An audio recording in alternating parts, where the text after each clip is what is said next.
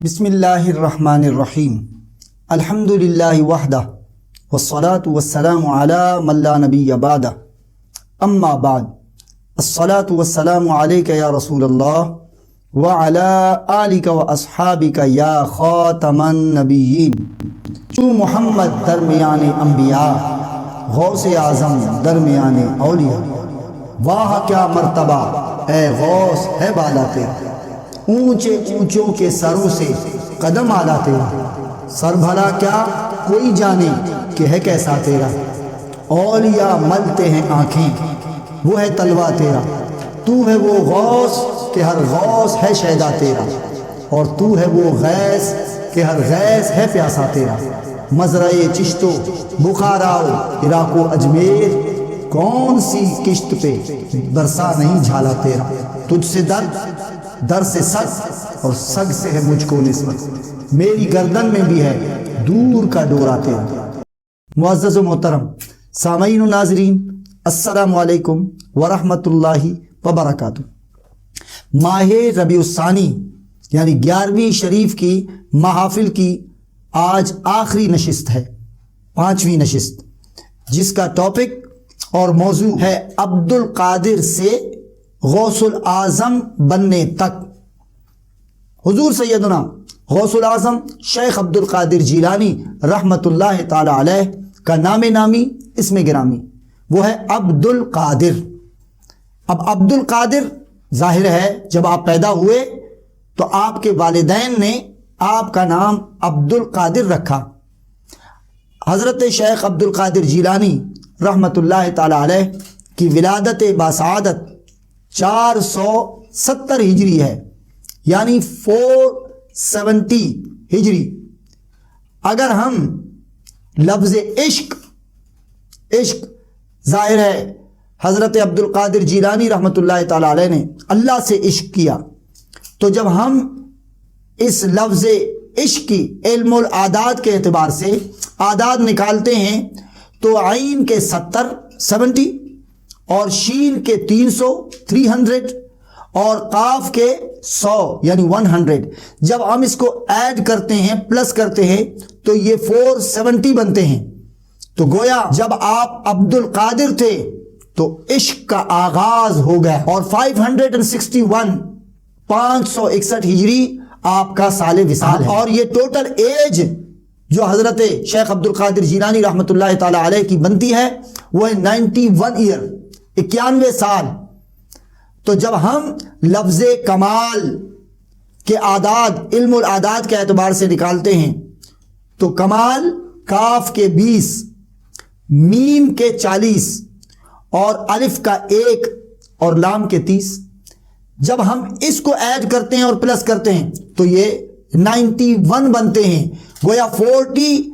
470 میں آپ کی ولادت اور برت ہوتی ہے تو آپ کے عشق کا آغاز ہوتا ہے اور آپ عبد القادر ہوتے ہیں، اور جب 561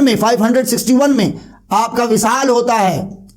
آپ اس دنیا سے رحلت فرماتے ہیں، پردہ فرماتے ہیں، اور آپ 91 ایئر کی ایج میں اس دنیا سے تشریف لے جاتے ہیں، تو گویا جب آپ عبد القادر تھے تو عشق کا آغاز ہوا، اور جب اپنے عشق کمال کو پہنچا تو 91 ایئر کے اندر آپ غوث الاعظم کے مرتبے پر فائز ہوئے۔ یعنی جب آپ عبد القادر تھے تو آپ محب تھے، اور غوث الاعظم ہوئے تو محبوب ہو گئے۔ جب آپ عبد القادر تھے تو منتظر تھے، اور جب غوث الاعظم ہوئے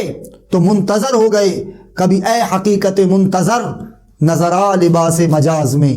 کہ ہزاروں سجدے تڑپ رہے ہیں میری جبین نیاز میں۔ غوث الاعظم نے سجدوں سے، اپنے عبادات سے، معرفت الہیہ سے وہ مقام حاصل کیا، اس حقیقت منتظر کو پا کر اس کی اندر ذات میں فنا ہو کر تو خود بھی منتظر ہوئے۔ تو منتظر تھے تو عبد القادر تھے، اور غوث الاعظم ہوئے تو منتظر ہو گئے۔ اور کبھی جب عبد تھے تو عبد القادر تھے، اور جب غوث الاعظم ہوئے تو عبدہ ہوئے، عبد دیگر عبدہ چیزیں دیگر، ای سراپا انتظار وہ منتظر۔ جب آپ عبد القادر تھے تو آپ نے اپنا گھر بار چھوڑا اور حصول غوثیت مآب کے لیے آپ نے اپنی تعلیم کا آغاز کیا، گھر بار چھوڑا، وطن چھوڑا،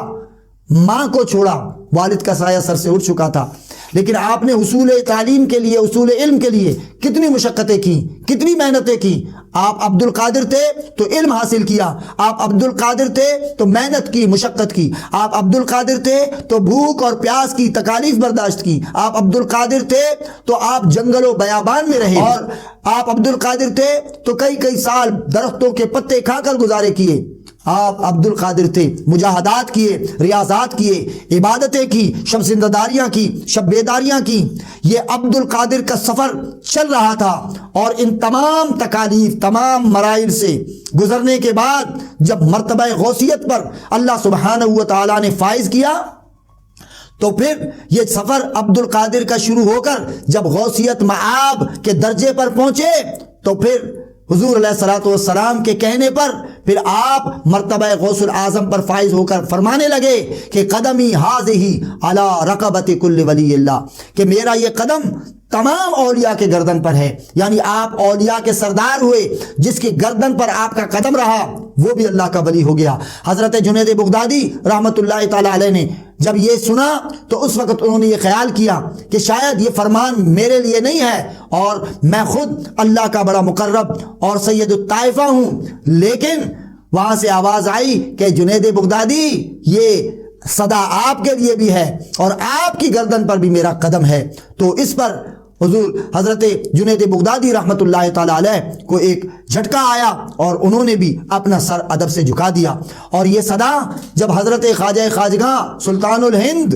خواجہ معین الدین چشتی کے کانوں پر یہ آواز پڑی تو انہوں نے کہا کہ اے غوث الاعظم عبد القادر جیلانی، آپ کا قدم معین الدین کے فقط گردن ہی پر نہیں بلکہ سر اور آنکھوں پر بھی ہے۔ تو حضور غوث الاعظم نے فرمایا کہ اے معین الدین، تم نے ہمارا ادب کیا، احترام کیا، ہم سے محبت کا اظہار کیا، جاؤ ہم نے تمہیں ہند کی سلطانی عطا فرما دی۔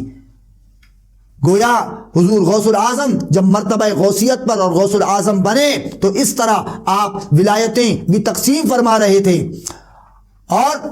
پھر جب آپ غوث الاعظم بنے، پہلے کن کن مراحل سے گزرے میں عرض کر چکا، لیکن جب غوث الاعظم بنے تو اللہ سبحانہ و تعالیٰ نے ایک ایسے شخص کی بھی بخشش فرمائی جس نے فقط، ایک شخص مرا، ایک شخص انتقال کر گیا، تو اس کے لواحقین نے آ کر حضور غوث الاعظم کو کہا کہ یہ تو مر گیا، اب کوئی نظر کرم کر دیں، کوئی دعا کر دیں، نہ جانے برزخ میں اور آخرت میں اس کا کیا حال ہو۔ حضور غوث الاعظم نے فرمایا کیا یہ ہمارے آستانے کی گلی سے گزرا، ہمارے گھر کی گلی سے گزرا ہے؟ حضور نہیں گزرا، وہ تو آپ کو مانتا ہی نہیں تھا۔ اچھا ہمارے آستانے کے لنگر کا کوئی ایک لقمہ کھایا؟ نہیں، حضور آپ کے آستانے کے لنگر کا کوئی لقمہ بھی نہیں کھایا، آتا جو نہیں تھا۔ اچھا کبھی اس نے ہمارے چہرے کی زیارت کی؟ تو بتایا گیا ہاں چونکہ آپ واعظ فرماتے ہیں، درس دیتے ہیں، تو آپ کی زیارت اس نے ضرور کی ہے، آپ کا چہرہ ضرور دیکھا ہے۔ حضور غوث الاعظم نے ہاتھ اٹھا دیے، مولا اگر تیرے اس عاجز بندے عبد القادر کی تیری بارگاہ میں کوئی حیثیت ہے، کوئی مرتبہ ہے، کوئی مقام ہے، تو اس مرنے والے نے تیرے عاجز بندے عبد القادر کا چہرہ دیکھا ہے، تو اسی سبب اور اسی واسطے سے کرم فرماتے ہوئے اس بندے کو بخش دے۔ پھر اس کے لواحقین کو خواب آیا اور بتایا گیا کہ اس شخص کو بخشا جا رہا ہے کیونکہ اس نے میرے بندے عبد القادر کی چہرے کی زیارت کی، جاؤ ہم نے اس زیارت چہرہ غوث الاعظم کے سبب ہم نے اسے بخش دیا ہے۔ اور کسی کو، میرے سننے والوں کو، میرے سامعین کو، میرے ساتھیوں کو کوئی شبہ نہیں ہونا چاہیے، کوئی ڈاؤٹ نہیں ہونا چاہیے کہ یہ کیسے ہو گیا، بخشش ہو گئی۔ بخاری شریف کی حدیث ہے کہ ایک فاحشہ عورت، بدکار عورت، طوائف عورت صرف ایک پیاسے معذور کتے کو اپنے ساکس اور موزے میں سے پانی بھر کر کنویں سے اس کی پیاس بجھ جاتی ہے اس کتے کی۔ تو بخاری شریف کی حدیث میں آیا کہ صرف اس کے اس اچھے عمل پر کہ اس نے کتے کو پانی پلایا، تو اس کے اس عمل کے سبب اللہ سبحانہ و تعالیٰ نے اس بدکار عورت اور فاحشہ کو بخش دیا۔ یعنی کتا جو ایک نجس مخلوق ہے، لیکن اس کو پانی پلانے پر اللہ تبارک و تعالیٰ نے اس فاحشہ اور بدکار عورت کو معاف کر دیا۔ تو اپنے بندے عبد القادر کہ جس نے اپنے نفس کی تمام خواہشات کو کچل کر اللہ کی رضا کی خاطر سب کچھ قربان کر کے اور یہ مقام ولایت اور سرداری حاصل کی، تو کیا ان کے چہرے کے برکت اور وجاہت کے سبب اللہ سبحانہ و تعالیٰ کسی بندے کو معاف نہیں فرما سکتا، یہ تو اللہ تبارک و تعالیٰ کا اپنا کرم ہے کہ اس نے اپنے بندے عبد القادر کی لاج رکھی، اسی لیے کہ عبد القادر سے وہ غوث الاعظم بن گئے، اور جب عبد القادر تھے تو خود بھوکے پیاسے رہے، لیکن جب غوث الاعظم بنے تو آپ نے مردہ بھی زندہ کیے، اور ایک عورت کا بچہ جو آپ کی تربیت رہا،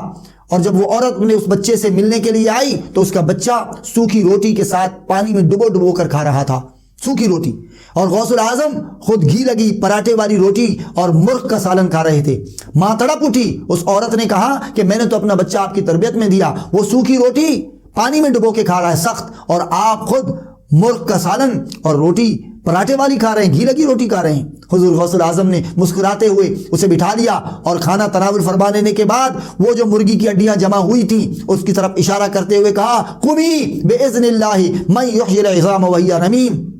اے مرغی کی ہڈیوں اس اللہ کے حکم سے زندہ ہو جاؤ جو بوسیدہ اور مردہ ہڈیوں میں بھی جان ڈال دیتا ہے۔ وہ مرغ پھڑپھڑاتا ہوا زندہ ہو گیا۔ تو حضرت شیخ عبد القادر جیلانی اعظم نے فرمایا کہ مائی وہ وقت یاد کرو جب ہم نے کئی سال تک بھوکے پیاسے رہ کر اللہ کی عبادت کی، کئی سال تک درختوں کے پتے کھا کر گزارا کیا۔ جب تیرا بیٹا مرغے زندہ کرنے لگے گا تو مرغے کھانے بھی لگ جائے گا۔ کیوں؟ آپ نے عبد القادر سے لے کر یہ سفر یہاں تک طے کیا، اور تمام سلاسل، خواہ وہ سوروردی ہو،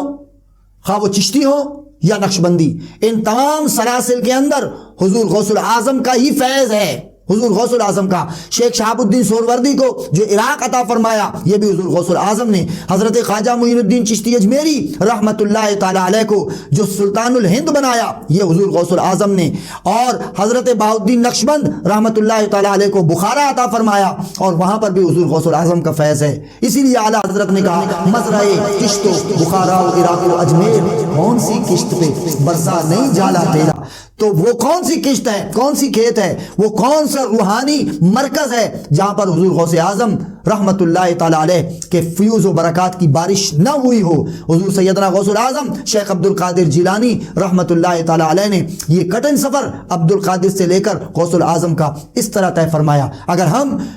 حضور غوث الاعظم سے عقیدت محبت رکھتے ہیں تو ہمیں بھی اللہ کی اطاعت اور رسول اللہ صلی اللہ تعالیٰ علیہ وسلم کی اتباع میں اپنی زندگی گزارنی چاہیے۔ اللہ سبحانہ و تعالیٰ ہماری ان تمام محافل اور تمام نشستوں کو حضور غوث اعظم کے تصدق و توسل سے اپنی بارگاہ میں مقبول و منظور فرمائے، اور حضور غوث اعظم کی محبت عطا فرمائے، اور ان کی سیرت پاک پر عمل کرنے کی توفیق عطا فرمائے۔ وآخر دعوانا ان الحمد للہ رب العالمین۔